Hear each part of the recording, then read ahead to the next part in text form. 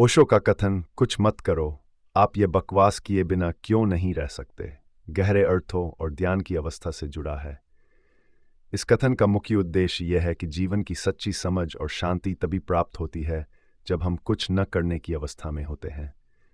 इसका मतलब यह नहीं है कि हम शारीरिक रूप से कुछ भी नहीं करें, बल्कि मानसिक और आंतरिक रूप से शांति और स्थिरता की स्थिति में रहें, जहां कोई भी अनावश्यक गतिविधि या विचार न हो।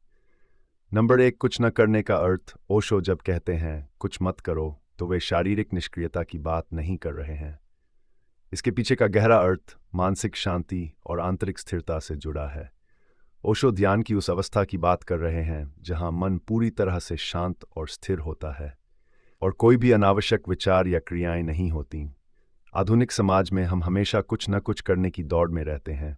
विचारों से लेकर क्रियाओं तक हमारा मन हमेशा किसी न किसी गतिविधि में उलझा रहता है। यह व्यस्तता हमें आत्मिक शांति और ध्यान से दूर ले जाती है। ओशो का यह कथन इस दौड़ से बाहर निकलने की एक अपील है, ताकि हम खुद को आंतरिक रूप से जान सकें और शांति पा सकें। नंबर 2, बकवास, मानसिक उलझन।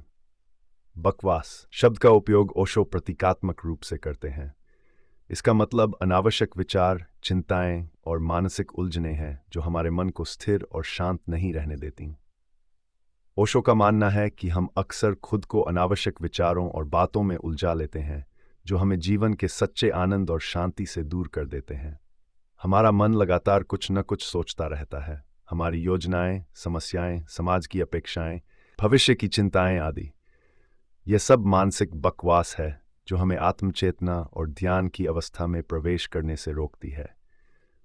ओशो का सुझाव है कि हमें इस मानसिक शोर को छोड़कर कुछ न करने की अवस्था में रहना चाहिए, ताकि हम शुद्ध और स्पष्ट रूप से अपने भीतर की वास्तविकता का अनुभव कर सकें।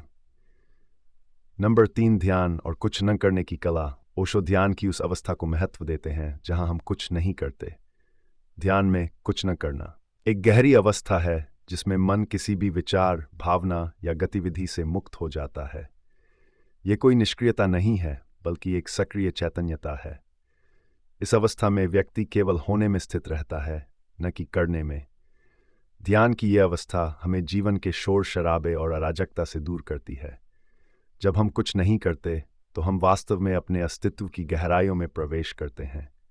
ये वही अवस्था है जहां मन शांत होता है और हम जीवन की वास्तविकता को बिना किसी व्याख्या या दृष्टिकोण के देख पाते हैं। ओशो इस प्रक्रिया को आत्मज्ञान के लिए आवश्यक मानते हैं। नंबर 4, संसार की उलझनें और ध्यान का महत्व।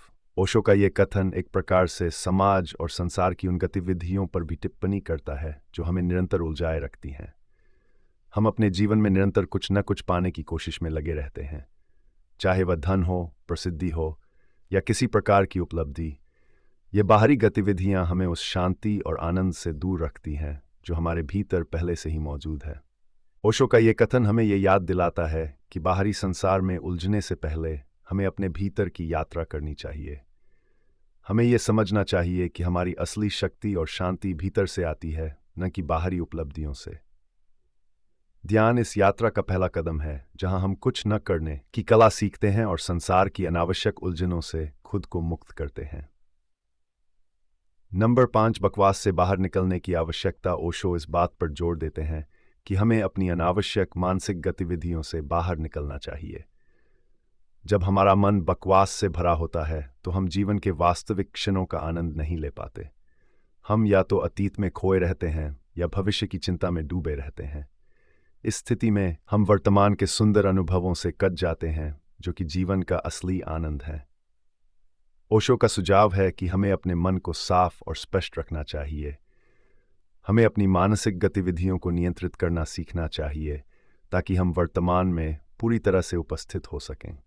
यह कुछ करने की अवस्था हमें वर्तमान क्षण का अनुभव करने का मौका देती है, जो कि ध्यान की सबसे महत्वपूर्ण प्रक्रिया है। नंबर 6, शुद्ध अनुभव की स्थिति। जब ओशो कहते हैं कुछ मत करो, तो वे हमें शुद्ध अनुभव की ओर ले जाना चाहते हैं।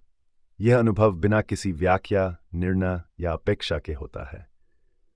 यह वह स्थिति है जहां हम जीवन को उसके वास्तविक रूप में देखते हैं, बिना किसी मानसिक फिल्टर के। ओशो का मानना है कि इस स्थिति में हम सच्चे प्रेम, शांति और आनंद का अनुभव कर सकते हैं। ये वह अवस्था है जहां हम जीवन के हर क्षण को पूरी तरह से जीते हैं, क्योंकि हमारे मन में कोई भी अनावश्यक विचार या बकवास नहीं होती। ये शुद्ध अनुभव जीवन की सबसे सुंदर स्थिति है और यही ध्यान का अंतिम लक्ष्य है। नंबर 7, अंतिम सत्य की खोज। ओशो के इस कथन का अंतिम उद्देश्य हमें जीवन के अंतिम सत्य की खोज की ओर ले जाना है। जब हम कुछ नहीं करते तो हम अपने भीतर के शुद्ध अस्तित्व का अनुभव करते हैं।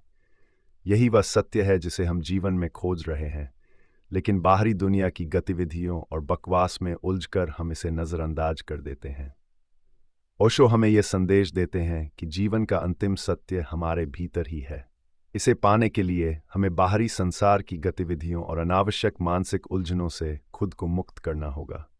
जब हम कुछ न करने की अवस्था में आते हैं, तभी हम अपने भीतर के उस सत्य को अनुभव कर सकते हैं जो हमें जीवन की असली गहराइयों तक ले जाता है। ओशो का कथन कुछ मत करो, आप ये बकवास किए बिना क्यों नहीं रह सकते, ध्यान, शांति और आत्मिक विकास का प्रतीक है। यह हमें जीवन की अनावश्यक उलझनों और मानसिक बकवास से मुक्त होकर ध्यान की शुद्ध अवस्था में प्रवेश करने की प्रेरणा देता है। ओशो का संदेश है कि जीवन की वास्तविकता और आनंद को पाने के लिए हमें बाहरी गतिविधियों और मानसिक उलझनों को छोड़कर कुछ न करने की कला सीखनी होगी। यही वह मार्ग है जो हमें शांति, प्रेम और आत्मज्ञान की ओर ले जाता है।